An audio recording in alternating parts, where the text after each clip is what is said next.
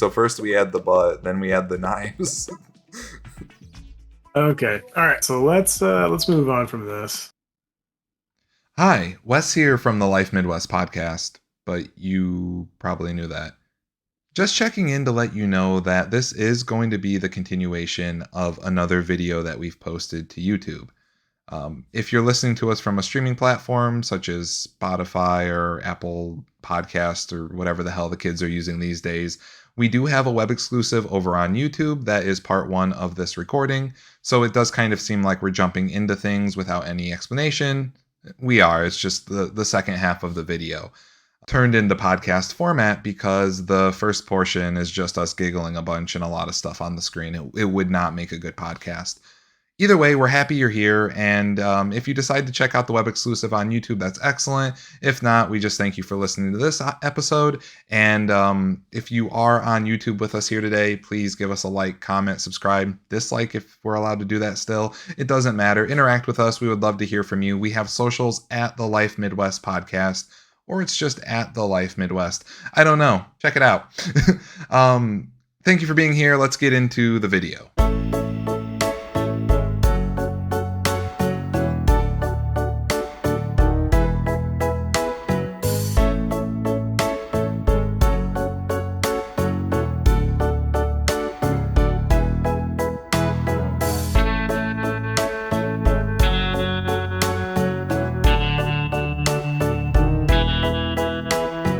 You ready? Let's go. So this type of draft would be like a super fight. Basically, it's pick 3, 4. Let's go with 3 to make it easy. Pick 3 X. X being fictional characters, historical figures, people who are living today, actors, cartoons, whatever. Just pick a genre. Pick 3 of those things. It doesn't have to be people either. It can be items. Pick 3 weapons and describe why they would be the best in your arsenal. The ideal of the exercise or the game is to convince the other person that you've won, and they are to do the same back to convince you that they've won with what they draft. So we take turns. I pick one, you pick one, I pick one, you pick one, until we both have 3, and then the discussion starts. Okay. So what kind of category do you want to go with for this? So we could do the 3 funniest items to check out at a grocery store. Not self-checkout, like you want to run these past the cashier. The 3 best figures of history to fight in the gladiator arena. The 3 best fictional characters to wingman you at the bar. Like, it could be anything like that, and we just draft it. So if I say the best 3 fictional characters to wingman me at a bar, it could be like cartoons or drama characters. Like, So, well, let's pick a topic then, and then we'll kind of go from there. So I think we'd just keep it simple. Go 3 best gladiator team, but keep it with like real people. Do you want to draft your whole team at the start, or do you want to go like back and forth? let's go back and forth so it's fair. Okay, is it going to be like full bare knuckle, or are they going to come with like what they're known for? They're allowed to use anything that they would be able to use in their arsenal. So, for example, if you pick Alexander the Great, because he's a great conqueror of his time, he's not coming in a Sherman tank. But he could use a tank, he just wouldn't be an expert in that. So in your reasoning, you can't say, oh, Alexander the Great's going to come with all the modern machinery and arsenal, because he wouldn't be able to comprehend that. Okay. However, if you put someone on the team that would have a tank, he could use it, but he wouldn't be at an advantage because he wouldn't know how to use it. How about we keep it with, give them one weapon from their respective time, whether it be modern or historical. And then I think we can probably like disregard armor for the most part. We could also make it more simple where we could disregard everything. They're allowed to use whatever they want. We just have to reason their character and their accomplishments, why they would win in a battle. Okay. So whichever one you think would be best, we can go that route. I'm impartial. I like it all. Let's go with like one weapon that's relative to their historical timeline. Wes, I'll let you take the first pick. All right. God damn. This is harder than I thought it would be. Let's do. I'm gonna go with Napoleon for my first one. Napoleon is your first pick. Yes. Okay, what is his weapon you give him? It has to be time period relevant. I'm gonna give him a.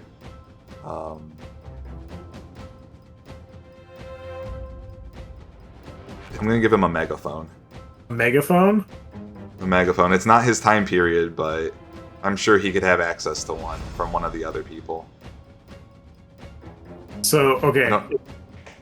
If you give him the megaphone not being from his time period, that means you have to pick somebody that's time period relevant. This is.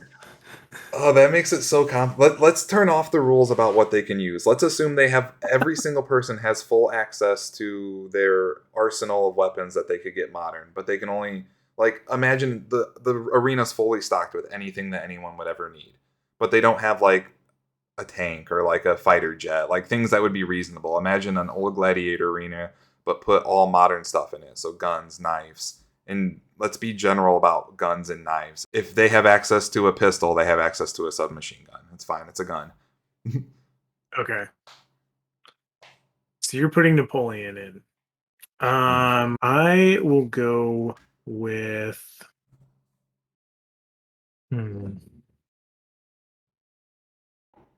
Bear Grylls. Bear Grylls. Yeah. All right. Yeah.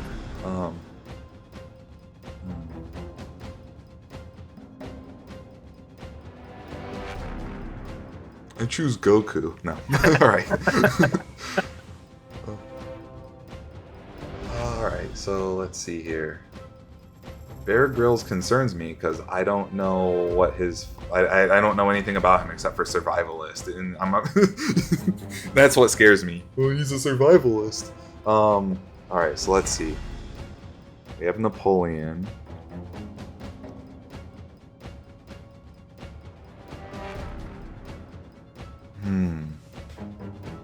I'm gonna go with Tamir the Lame. I don't know who that is. I'm fairly certain he's an illegitimately ascended king following Genghis Khan. So like maybe a few generations after Genghis Khan. But he's responsible for killing like 1/3 of the entire Earth's population at the time, and maybe he's responsible for the spread of the Black Death because of the amount of corpses he left all over Asia and Europe. Okay, so 1336 in roughly somewhere in Uzbekistan is where he was born. And he died in Kazakhstan. Okay. I am going to go with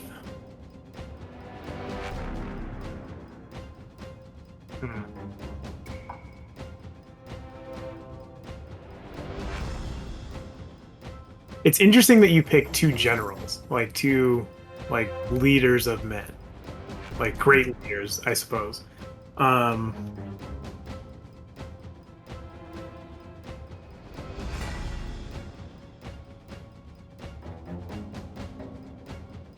In that vein,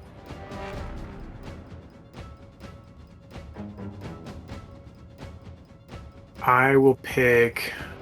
I know it's Kyle something. Fucking the American Sniper dude. What's his name? Chris Kyle. I don't. Chris Kyle. That's his name. Chris Kyle. I'll go with Chris Kyle. All right, so you have one of the highest trained snipers to ever exist with like one of the highest body counts. That's scary. I don't like that at all. He has to fight in the arena. He can't just like be up in the stands. That's fine. I mean, he's special ops regardless, right? Like, yeah, he's Marine sniper. Yeah, he'll be okay. I think. Oh my god. Pretty sure he's a Marine sniper. Either way, he was a sniper for sure. Yeah. Oh, he was a Navy SEAL. So Yeah. Um.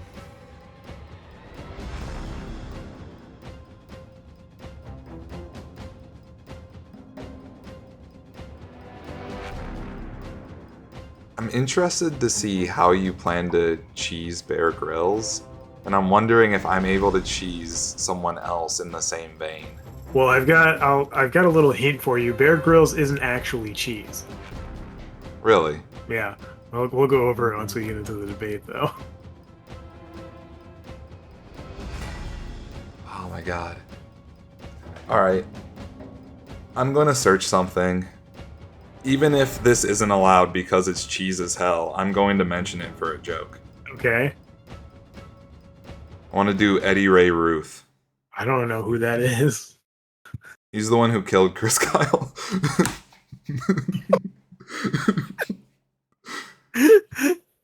Okay. Also a sniper. Or at least ex-military. He was definitely ex-military. I don't know anything other than that. That's that's funny and like kind of fucked. I'm sure we get canceled for this. Okay. Timothy McVeigh. Okay. We're definitely getting canceled. Okay, so because you don't like you didn't understand like where I went with this, I'm gonna do my explaining first. I'll open up my debate floor. The reason I chose Bear Grylls is yeah, he's like known for like his survivalist training, but where he learned that survivalist training was he was a UK Green Beret and was in the French Foreign Legion. So he knows his way around some weapon systems. And then Chris Kyle is, a Marine, like I said, Navy SEAL. And, well, Timothy McVeigh knows how to make a good bomb. So Yeah, that's fair. I feel just, if all else fails, it ends in a draw. Yeah. Timothy Yeah. McVeigh, he just whips up some fertilizer in the back of a U-Haul, and we're good to go. I mean, he probably just has access to bombs on the wall, like grenades at least, or like pipe bombs. Just because modern equipment, like maybe there's a claymore sitting on the wall, but yeah. All right. So the reason I went with two generals, one is they're both active generals. They're not just people who like give commands and sit back. These were people who led their armies in some gruesome battles. I picked Napoleon because of his luck trait. The fact that not only did he win like more than 90% of all of his wars until at the end where he finally got exiled from France, but then he made his way back to France after being exiled, ascended again to the highest general rank, eventually making himself the emperor, and then waging a war again and almost winning it before he got thrown out of the country for a second time. So his luck trait is just unimaginable, and he has one of the highest success rates of any general, or like leader. The reason I picked Tamir the Lame is because his battles were so gruesome that everywhere he left piles of skulls as a reminder that he took the place. He cleaned up none of the bodies. He killed like 1/3 of the population of Europe at that time. And is probably responsible for the Black Death because it coincides with him leaving corpses all over Eastern Europe and Western Asia. And rats probably drug those in to the other parts. So he's smart, vicious. Oh, and he's not even... It's debated that he was even descended of Genghis Khan, but he claimed he was and made his way to the throne. So cunning, intelligent, and vicious. And keep in mind, a gladiator ring's somewhat small. Like, it's not small. Like, it's a mega structure. But, like, as far as, like, sniping or anything like that would go, if he has access to spears or primitive technology of his time, even though he could use anything modern, it's just full whatever, he could probably close in on a sniper, perhaps. But then again, they have guns and they're trained, so um, you know. But and then for the guy who killed Chris Kyle, just because that's fucked up and like For the meme, because right? paper beats rock is my argument for that one. So here's where I think you went wrong. Well, there's a couple ways actually. You've disregarded that they have access to modern weapon systems. So that only leaves you with one guy to potentially, try and like get these guys to figure out like how to use what a modern gun is, because that's going to be like their best chance. Now, while Napoleon, the misnomer of Napoleon being like short is funny and all, like most historians will say that he was of average height at least for his time frame. But and yes, he did fight alongside his men to a point, but I think what you attribute to luck, I attribute to charisma. He was so being really good with people. Same thing. I don't know enough about Timur the Lame to say one way or the other how true that is, but because it's like a small unit fight, I don't feel like that they're especially like specific like their ability to lead other people will help them in this. And like I said, I attribute Napoleon more to charisma than luck. Because I mean, you can't. I don't know. It takes more luck than anything to try and fight Russia in the winter. So I think that, and going with like to talk about like the weakness that you suppose Chris Kyle has as a sniper. So that's just what he's best known for. But being a Navy SEAL, he's trained in CQC, hand-to-hand, things like that. So it's not just the ability to close distance arguably makes him more lethal. Same with Bear Grylls. Like I said, French Foreign Legion. Like I'm going to assume that you, along with most of our listeners, probably don't understand the physicality that goes into being part of the Foreign Legion. But they're some of the toughest. Like it's one of the. There's a reason it's the like most widely known private military group in the world. They're almost mercenaries, but without like the connotation of being evil, essentially. So I think the like I said, the access to any modern weapon system, just if it wasn't for the fact that that was like a steep enough disadvantage as it were, that the physicality of at least Bear Grylls and Chris Kyle would be able to overpower Napoleon. I think Timur, just knowing my tertiary knowledge of the Mongol hordes and the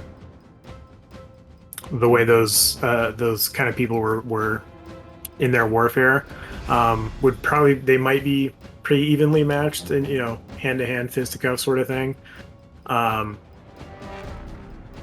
I don't even think it gets to that point, honestly. And even if we're talking about like, especially like if we go, like if we're gonna like throw armor on top of it, the armor systems that were available to Napoleon and Timur aren't gonna stop, even 5.56 round, which is what the standard issue for the American military, let alone 357 blackout, 50 cal, 7.62, which is your standard AK round, things like that. That's not going to hurt them. But conversely, like if they were to be put into like a modern ballistic armor, it's going to massively throw off their ability to fight in close quarters because it's just not something that they're used to. Um, Whereas that isn't like necessarily an issue for uh, uh, two of my combatants, anyways, because they would never need to don historical armor for really any reason because everything that they would use is going to be effective against a sword, a dagger, a pike, an arrow, you name it. So,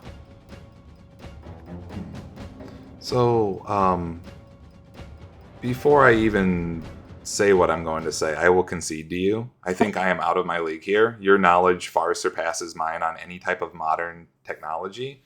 And yeah, like I think if like a battalion of poorly trained, well-equipped modern day soldiers went up against some of history's greatest armies, they would obliterate them just because of their generations of built knowledge in warfare, as well as their access to equipment and the knowledge on how to use it. So I think I have to concede, and you win by default of logic. Yeah, I think you win this one though. So yeah, so you kind of see why I figured we should take like one try and try and like limit access to weapons because it just then it becomes like, all right, well, who's better with a gun at that point? Or Right, we could right. just keep it. That's why also why I figured if we just go straight hand to hand fisticuffs, that would be a an interesting way to do it too. But all that being said, let's. I want to go on to the other idea you had of as far as like brain versus brain, Hmm. because I think that's like an actually really interesting um, debate to see who could out debate who, even if they would probably all like just want to be homies in real life. All right. Um. So what's our arena? um, I don't even know how you arena this, honestly. Um, I think the premise is really good. So I'm actually going to default to just however you think this would go. Honestly. Hmm. High school debate team stage. Okay. Three podiums on each side with a judge in the middle. All right. What are they? All right. What are we gonna have our characters debating first? I think we should pick a subject matter. So let's just do academia. Okay. We won't know what they're actually debating on. We just have to argue why they would win any debate. Why our team would win. Okay. Okay. Um,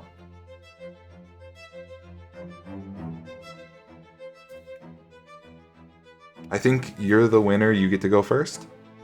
Okay. I think pick number one has to be Einstein. He can't be left on the table. Fair, fair. Um, my first pick's gonna be Donald Trump. I'm not explaining that until we get there. I I don't. Okay, I just want to propose why I win very good debates. I want to tell you why I think you chose it, and then afterwards you after we get our picks out of the way. I think you just chose Donald Trump because he'll just say wrong, and then continue and just because he firmly believes whatever comes out of his mouth, regardless of if it's true or not. So that's why I think you picked Trump. For my second pick, I'm going to go with um,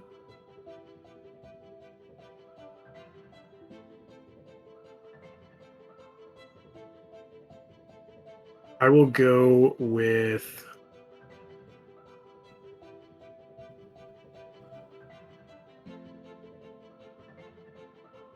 I think his name is. I know what the last name is. I don't know the first name. I'm going to go with Maslow. I think it's Thomas Maslow. He's a Is that psychiatrist. Most people know his theory for like the hierarchy of needs, that sort of thing. All right, so you're going hard science genius and soft science genius, and I have Trump so far. Oh god.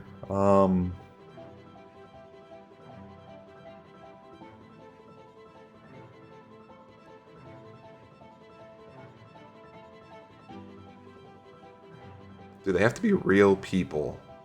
I think we've set the precedent so far that they're real Yeah. people. Otherwise, like for either one, you could just pick Rick Sanchez, and then there you go. Right.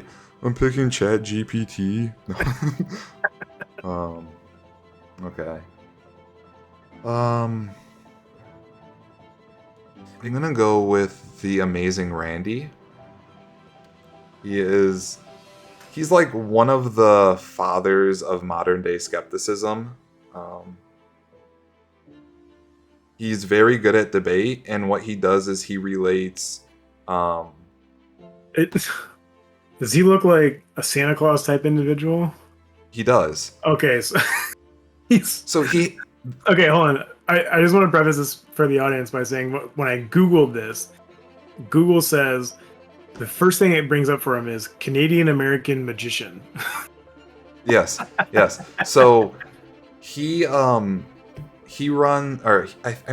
almost positive he's passed away within like the last decade, but he ran the James Randi Foundation, which offered $1 million to anyone who could prove existence of like the supernatural, or anyone who could like perform tricks. And they went like, he had a panel of skeptics who would like call these people out on their bullshit. And no one's ever won the $1 million, and they always have bullcrap reasons why they can't win the $1 million. Basically, he calls everyone out on their bullshit, or he called everyone out on their bullshit, and now he has like kind of a cult following of people who uphold scientific beliefs and keeping the world real. Okay. Okay. Yeah. So he died in 2020 actually in Florida. So, who do I take as number 3 then?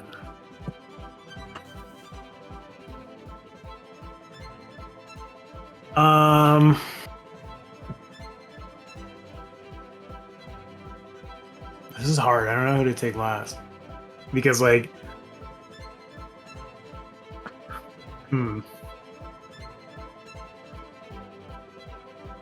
I'm gonna take Jon Stewart. Okay. Of the Daily Show fame, and now whatever he's doing on, I think, Apple TV. I don't know.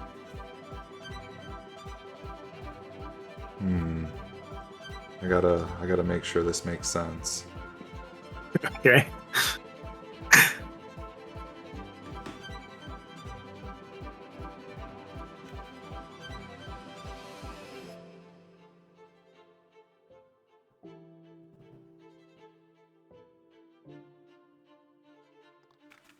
Carl Sagan for my third one. Okay. Carl Sagan's not bad. That's not bad. I don't know how we determine who would win, though.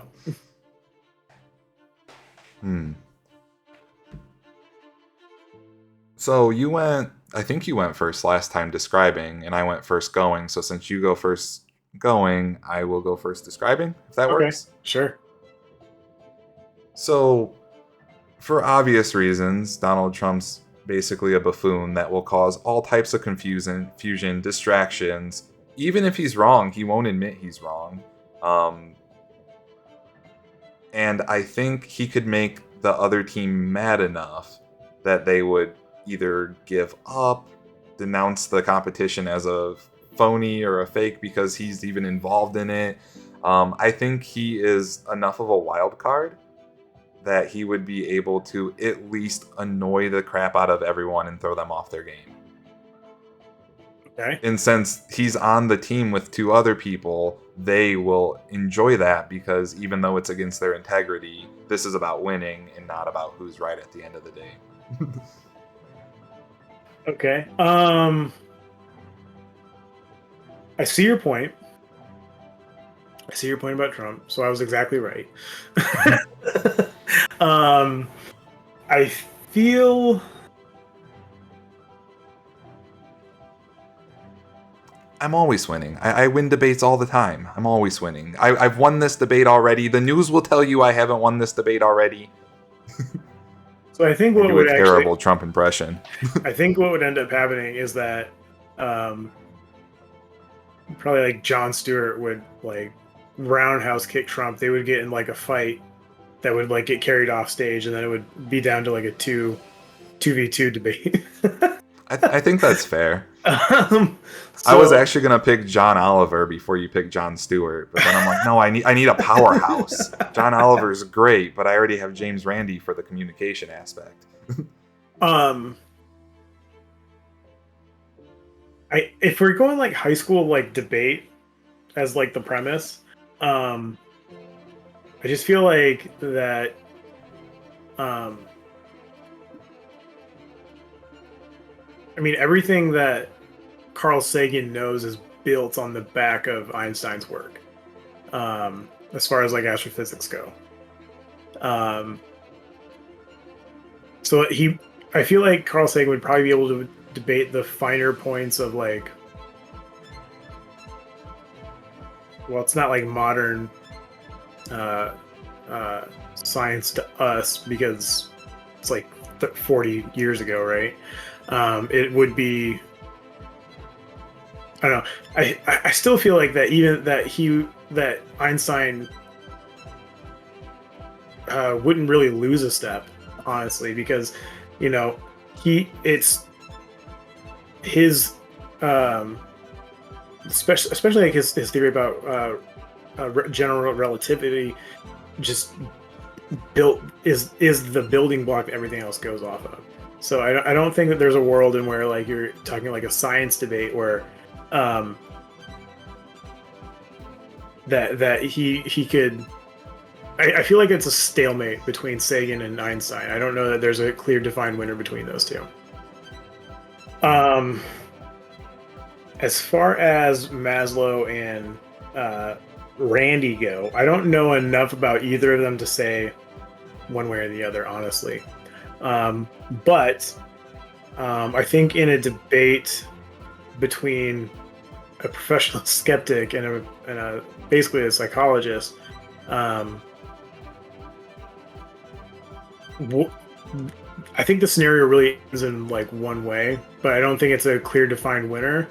Um, because essentially what's going to happen is they're just going to like kind of talk circles around each other until one throws their hands up in frustration. So I don't know, but I don't know who that would be. But it feels like to me like Randy would probably pull it out.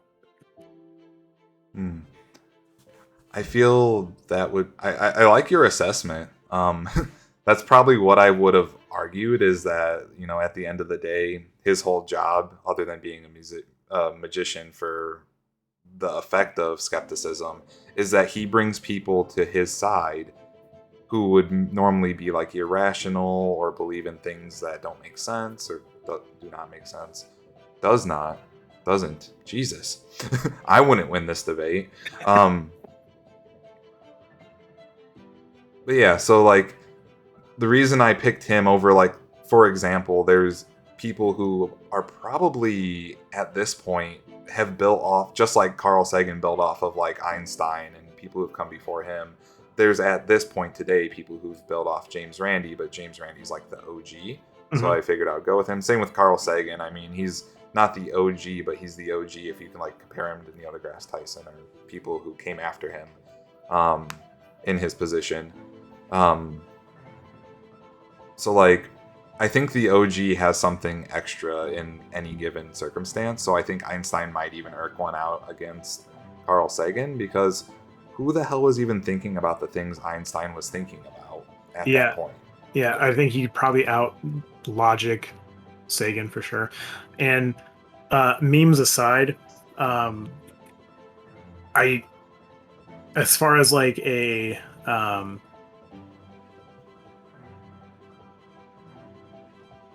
uh, with like logic and reason, and even with a bit of empathy thrown in there, I think John Stewart. You got me thinking of John Oliver now. Um, he's obviously going to roll Trump for like as far as like any moderator's concerned. Um, so I think with I if we're going like the meme verdict, I think you pull it out. if we're gonna go like take it seriously, I think like I win just because Jon Stewart beats Donald Trump. Yeah, Donald Trump's not winning any debate in reality. He No, would but be removed before Jon Stewart was even able to, even if we throw empathy out, even before he was able to like blow his lid, right? Like, yeah, no, that was a great pick for just for the funniness of it. I loved that, even though it's like so dumb. It was. I'm really happy that you did that. I should have picked like a polymath, someone who's just like Da Vinci. Like, dude was creating flying machines while he was painting the greatest paintings ever in history. Like, I'm sure he knew so much. It's really And funny. Like speaking of Da Vinci, it's really funny. Like how people like perceive him because most people like associate him with art, even though like you're mm, saying he was like this great inventor. But as as far as we know about Da Vinci historically, like the art was just to pay for his inventing. So right. He also like advanced health sciences. Like he was harvesting corpses from floods and dissecting them and then making diagrams of their corpse. Like, yeah, who does this? yeah, Like, or yeah, like Isaac Newton would have been a good pick too. At the age of 21, he created calculus because he didn't have the math he needed to figure things out. Like, yeah, okay. yeah. You just yeah. What a I feel like Isaac Newton would be somebody that would be interesting and insufferable to talk to all at the same time. His contemporaries hated him, as far as I've read. Yeah, yeah. He was just nobody likes being around him, but it still would be interesting from like a modern perspective to like if you could like in theory go back in time and talk to Isaac Newton, that'd be one hell of a conversation. Mm. Okay. All right. Well, with that being said, Wes, it was a great little fun episode, or however many this ends up getting cut into. Why don't you give us some shout outs for today's recording session? I want to give a shout out to anyone's name I said that ends up dragging them through the mud. I'm sorry anyone had to be on a debate team with Donald Trump. Also, apologies. We should probably just bleep out the name of the American Sniper guy. Like, there's a damn movie about him, and his name gets thrown around. But like, I would be so mad if I was his family hearing, paper beats rock. Like, fuck off. Shout out to mothers. Mothers are great. Call your mothers. I have a nice meeting with my mother later on Zoom or Line Chat or whatever the hell the kids are using this day. Shout out to you, Lenny. Today was awesome. I had a lot of fun. We recorded for 2.5 hours. I'd like to give an anti shout out to Kevin for sleeping through this. I'm just kidding. We love you, Kevin. We miss you. You need to get that rest. I know we record at goofy times. I think shout out to my beautiful wife. She's literally in the corner back behind this wall because I asked her to. I'm like, it's just gonna be like an hour recording, and then we're 2.5 hours later. All right, I want to give some quick shout outs. First shout out always goes to my wonderful wife, Brittany. You're the best. I love you. And got a nice butt. Well, shout out to you. This is a lot of fun. I really like the game on Discord. I don't think that's going to make it to the audio portion of this episode, but hey, maybe it's like a bonus for YouTube. Kevin, I wish you were here. I think you would have had a lot of fun with this as well. So maybe next time you and Wes can get together because I know you guys tend to be up at the same time when I'm knocked out. So gotta get you guys. Actually, you guys haven't done your own episode for like a really long time now that I think about it. Anyways, so yeah, shout out to you and Kevin for making the platform. Shout out to Kevin for getting the sleep he needs. I also would like to say that I only use anybody's name in comedic purpose. I apologize if it offends you. But there's plenty of anecdotal stories out there about Chris Kyle being an absolute asshole, so I don't feel too bad. Brothers in arms and all that. So, but in all seriousness, if anybody we hope we didn't step on anybody's memory too hard. Shout out to moms, and we'll see you next Saturday and every Saturday here on the Life Midwest podcast. Take it easy. Have a good one.